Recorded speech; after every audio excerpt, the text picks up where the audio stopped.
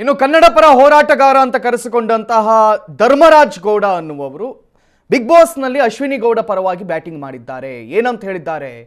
Big boss ಅನ್ನೋದೇ ಒಂದು ಪುಟ್ಗೋಸಿರಿ ಅಂತ ಈ ಧರ್ಮರಾಜ್ ಹೇಳಿದ್ದಾರಂತೆ. ಬಿಗ್ ಬಾಸ್ ಅನ್ನೋದು ಪುಟ್ಗೋಸಿ.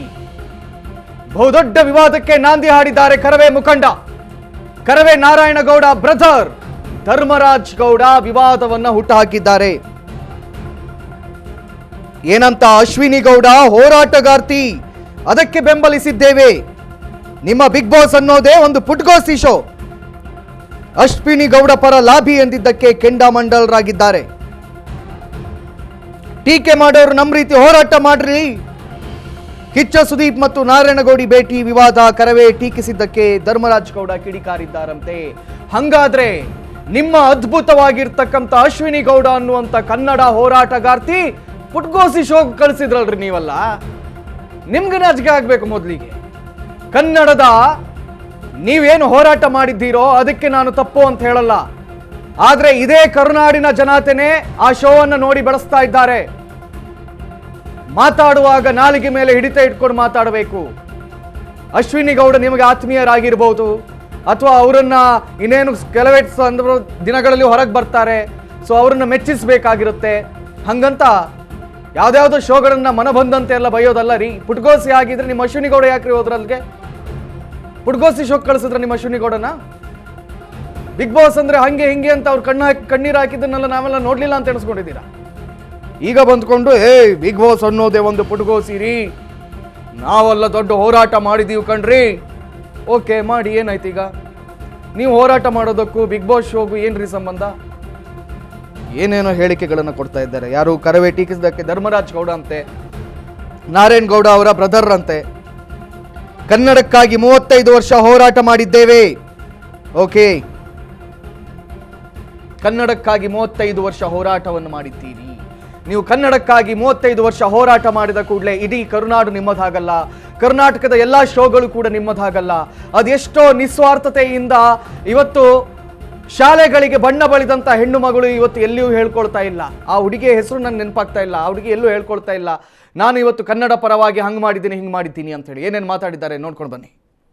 ಜನ ಏನ್ ಮೇಡಮ್ ಎಲ್ಲಾರು ಮಾತಾಡ್ತಾರೆ, ಪಾಪಿಗಳನ್ನ ಪುಣ್ಯವಂತರು ಮಾಡ್ತಾರೆ, ಪುಣ್ಯವಂತರನ್ನ ಪಾಪಿ ಮಾಡುವಂತ ಸೋಷಿಯಲ್ ಮೀಡಿಯಾ ಇವತ್ತು ಅಷ್ಟು ಗಬ್ಬೆದೋಗಿದೆ. ಸೋಷಿಯಲ್ ಮೀಡಿಯಾ ಇವತ್ತು ಯಾರೋ ಒಬ್ಬ ಗಿಲ್ಲಿ ಇಲ್ಲ ಇನ್ಯಾರೋ ಅಶ್ವಿನಿ ಗೌಡ ಇನ್ಯಾರೋ ಬಗ್ಗೆ ಮಾತಾಡ್ಲಿಕ್ಕೆ ನಾರಾಯಣ ಗೌಡ್ರಿಗೆ ಅವ್ರದೇ ಆದಂತ ಕೆಲಸ ಕಾರ್ಯಗಳಿರುತ್ತೆ. ಗೊತ್ತಾಯ್ತಾ? ನಾವೆಲ್ಲ ಅಶ್ವಿನಿ ಗೌಡ್ರು ಸ್ನೇಹಿತರಾಗಿ ನಾವೆಲ್ಲ ಬೆಂಬಲಿಸ್ತಿದೀವಿ. ಯಾಕೆ ಬೆಂಬಲಿಸಬಾರ್ದು? ಒಬ್ಬ ಹೋರಾಟಗಾರ್ತಿ 20 ವರ್ಷದಿಂದ ಹೋರಾಟಗಳನ್ನ ಮಾಡಿದ್ದಾರೆ, ಅವ್ರನ್ನ ಬೆಂಬಲಿಸೋದು ನಮ್ಮ ಕರ್ತವ್ಯ, ಬೆಂಬಲಿಸ್ತೀವಿ.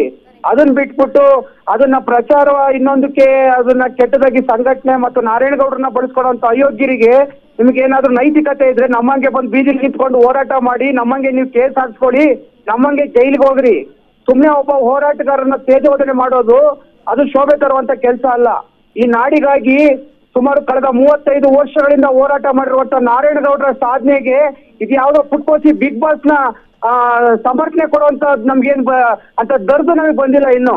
ಇದು ಪುಟ್ಕೋಸಿ, ಇದು ಬಿಗ್ ಬಾಸ್ ಅನ್ನೋ ಶೋನೇ ಪುಟ್ಕೋಸಿ ನಮ್ಗೆ.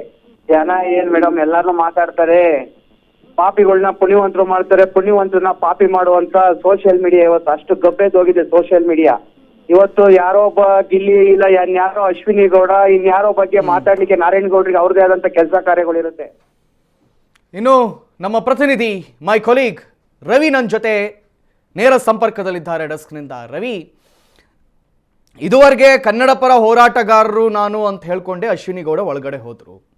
ಒಳಗಡೆ ಹೋದ ನಂತರ ಕನ್ನಡ ಬರದವರ ಹುಡುಗಿಗೆ ಕನ್ನಡ ಕಲಿಸುವ ಬದಲಿಗೆ ಅವಳಿಗೆ ಎಸ್ ಅನ್ನುವ ಪದವನ್ನು ಬಳಸ್ತಾರೆ. ಆಕೆ ಎಸ್ ಇರ್ಬೋದು ಅಂತ ಹೇಳ್ತಾರೆ.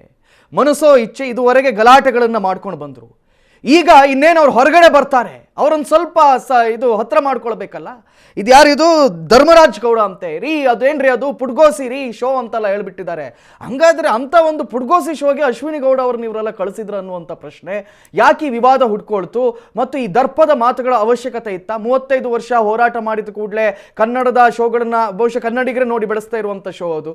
ಮನಸ್ಸೋ ಇಚ್ಛೆ ಮಾತಾಡಬಹುದಾ ರವಿ? ಹಾಗಾದ್ರೆ ಕಾರ್ತಿಕ್, ಯಾಕಂತಂದರೆ ಧರ್ಮರಾಜ್ ಗೌಡ ಅವ್ರು ಏನಿದ್ದಾರೆ, ಒಂದು ಬಿಗ್ ಬಾಸ್ ಒಂದು ಏನೋ ಒಂದು ವಿಚಾರ ಪುಟ್ಗೋಸಿ ಶೋ ಅನ್ನುವಂಥ ಒಂದು ಹೇಳಿಕೆ ಏನಾಗಿದೆ, ನಿಜಕ್ಕೂ ಒಂದು ಖಂಡನೀಯ ಅಂತ ಹೇಳ್ಬೋದು. ಯಾಕಂದರೆ ಸೀಸನ್ ಏನು 12 ಇದೆ, ಬಿಗ್ ಬಾಸ್ ಇಷ್ಟು ವರ್ಷಗಳ ಕಾಲ ಸಾಕಷ್ಟು ರೀತಿಯಾಗಿ ಸಾಕಷ್ಟು ಮನರಂಜನೆ ಜೊತೆಗೆ ಸಾಕಷ್ಟು ವಿಚಾರಗಳನ್ನು ಕೂಡ ಹೇಳಿರುವಂತಹ ಒಂದು ವೇದಿಕೆ ಅಂತಲೇ ಹೇಳ್ಬೋದು. ಬಟ್ ಎಲ್ಲ ಒಂದು ಕಡೆ ಅಶ್ವಿನಿ ಗೌಡ ಅವರ ಒಂದು ವಿಚಾರದಲ್ಲಿ ನಿನ್ನೆ ಕೂಡ ಕನ್ನಡದ ವಿಚಾರ ಅಂತ ಬಂದಾಗ, ಕನ್ನಡ ಒಂದು ಮಾತುಗಳು ಬಂದಾಗ, ಕನ್ನಡ ಬರವಣಿಗೆ ಅಂತ ಬಂದಾಗ ಸಾಕಷ್ಟು ಪದಗಳ ಬಳಕೆಯಲ್ಲಿ ಕೂಡ ತುಂಬ ಮಿಸ್ಟೇಕನ್ನು ಮಾಡಿದ್ರು. ಬಟ್ ತದನಂತರ ಕೂಡ ಸಾಮಾಜಿಕ ಜಾಲತಾಣಗಳಲ್ಲಿ ಸಾಕಷ್ಟು ರೀತಿಯಾಗಿ ಅದು ಚರ್ಚೆ ಕೂಡ ಆಗಿತ್ತು. ಅಂದರೆ ಅಶ್ವಿನಿ ಗೌಡ ವಿರುದ್ಧವಾಗಿ ಸಾಕಷ್ಟು, ಯಾಕಂದರೆ ಕನ್ನಡ ಪರ ಹೋರಾಟಗಾರ್ತಿಯಾಗಿ ಕನ್ನಡವನ್ನು ಸರಿಯಾಗಿ ಬರೆಯೋದಕ್ಕೆ ಬರಲ್ಲ, ಬಳಸೋದಕ್ಕೆ ಬರಲ್ಲ ಅನ್ನೋ ಒಂದು ನಿಟ್ಟಿನಲ್ಲಿ ಕೂಡ ಸಾಕಷ್ಟು ರೀತಿಯಾಗಿ ಚರ್ಚೆಗಳು ಒಳಗಾಗಿತ್ತು. ಬಟ್ ಎಲ್ಲ ಒಂದು ಕಡೆ ಧರ್ಮರಾಜ್ ಗೌಡ ಅವರು, ಏನು ನಾರಾಯಣಗೌಡ ಅವರು ಒಂದು ಕೊನೆತಮ್ಮ ಆಗಿರುವಂಥವ್ರು, ಬೆಂಗಳೂರು ಘಟಕದ ಅಧ್ಯಕ್ಷರಾಗಿರುವಂಥವ್ರು. ಬಟ್ ಈ ಒಂದು ಹೇಳಿಕೆ ನಿಜಕ್ಕೂ ಎಲ್ಲ ಒಂದು ಕಡೆ ಅಭಿಮಾನಿಗಳಿಗಾಗಿರ್ಬೋದು ಮತ್ತು ಬಿಗ್ ಬಾಸ್ ನೋಡುವಂತಹ ವೀಕ್ಷಕರಿಗಿರ್ಬೋದು, ಎಲ್ಲ ಒಂದು ಕಡೆ ಒಂದು ರೀತಿಯಾದಂತಹ ಒಂದು ನಿಜಕ್ಕೂ ಒಂದು ಈ ಒಂದು ಮಾತುಗಳೇನಿರ್ತವೆ ಒಟ್ಟು ಒಂದು ವೇದಿಕೆಯನ್ನು ಒಂದು ಹೇಳಬೇಕಾಗಿರುವಂಥದ್ದಾಗಿರ್ಬೋದು. ಒಂದು ಯಾಕಂದರೆ ಸಾಕಷ್ಟು 30 ವರ್ಷಗಳ ಕಾಲ ಅಶ್ವಿನಿ ಗೌಡರು ಕೂಡ ಸಾಕಷ್ಟು ಕನ್ನಡ ಪರ ವಿಚಾರವಾಗಿ ಹೋರಾಟಗಳನ್ನು ಮಾಡಿದ್ದಾರೆ ಹಾಗೆ ಅಂತ ಹೇಳಿದರು. ಬಟ್ ಎಲ್ಲವೂ ನಿನ್ನೆ ನಡೆದಂತಹ ಒಂದಿಷ್ಟು ಏನು ಅಶ್ವಿನಿ ಗೌಡವರು ಒಂದು ಈ ಕನ್ನಡ ಬಳಕೆಯ ವಿಚಾರದಲ್ಲಿ ಕೂಡ ಆಗಿತ್ತು. ಬಟ್ ಆ ನಿಟ್ಟಿನಲ್ಲಿ ಕೂಡ ಎಲ್ಲ ಒಂದು ಕಡೆ ಅವ್ರನ್ನ ಹತ್ರ ಮಾಡ್ಕೋಬೇಕಾಗತ್ತೆ. ಅಶ್ವಿನಿ ಗೌಡರು ಬಿಗ್ ಬಾಸಿಂದ ಬಂದಮೇಲೆ ಕೆಲವೊಂದಿಷ್ಟು ವಿಚಾರಗಳು ಅವ್ರ ಜೊತೆಗೆ ಕೆಲಸಗಳಲ್ಲಿ ತೊಡ್ಕೋಬೇಕಾಗತ್ತೆ ಅನ್ನೋ ನಿಟ್ಟಿನಲ್ಲಿ ಕೂಡ ಎಲ್ಲ ಒಂದು ಕಡೆ ಆ ಒಂದು ಮಾತಿನ ಬರದಲ್ಲಿ ಕೂಡ ಎಲ್ಲ ಒಂದು ಕಡೆ ಅಶ್ವಿನಿ ಗೌಡ ಅವರು ಪರವಾಗಿ ಒಂದು ಬ್ಯಾಟ್ ಮಾಡಿರುವಂಥದ್ದನ್ನು ನಾವು ನೋಡಬಹುದು. ಕಾರ್ತಿಕ್. ಎಸ್ ರವಿ, ತಮ್ಮೆಲ್ಲ ಮಾಹಿತಿಗಳಿಗಾಗಿ ಧನ್ಯವಾದಗಳು.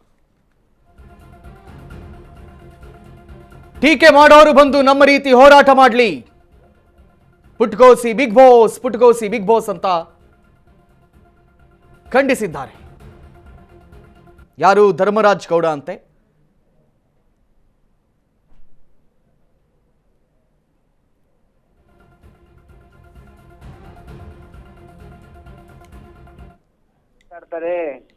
ಪಾಪಿಗಳನ್ನ ಪುಣ್ಯವಂತರು ಮಾಡ್ತಾರೆ, ಪುಣ್ಯವಂತರನ್ನ ಪಾಪಿ ಮಾಡುವಂತ ಸೋಷಿಯಲ್ ಮೀಡಿಯಾ ಇವತ್ತು ಅಷ್ಟು ಗಬ್ಬೆದೋಗಿದೆ. ಸೋಷಿಯಲ್ ಮೀಡಿಯಾ ಇವತ್ತು ಯಾರೋ ಒಬ್ಬ ಗಿಲ್ಲಿ ಇಲ್ಲ ಇನ್ಯಾರೋ ಅಶ್ವಿನಿ ಗೌಡ ಇನ್ಯಾರೋ ಬಗ್ಗೆ ಮಾತಾಡ್ಲಿಕ್ಕೆ ನಾರಾಯಣಗೌಡ್ರಿಗೆ ಅವ್ರದೇ ಆದಂತ ಕೆಲಸ ಕಾರ್ಯಗಳಿರುತ್ತೆ, ಗೊತ್ತಾಯ್ತಾ?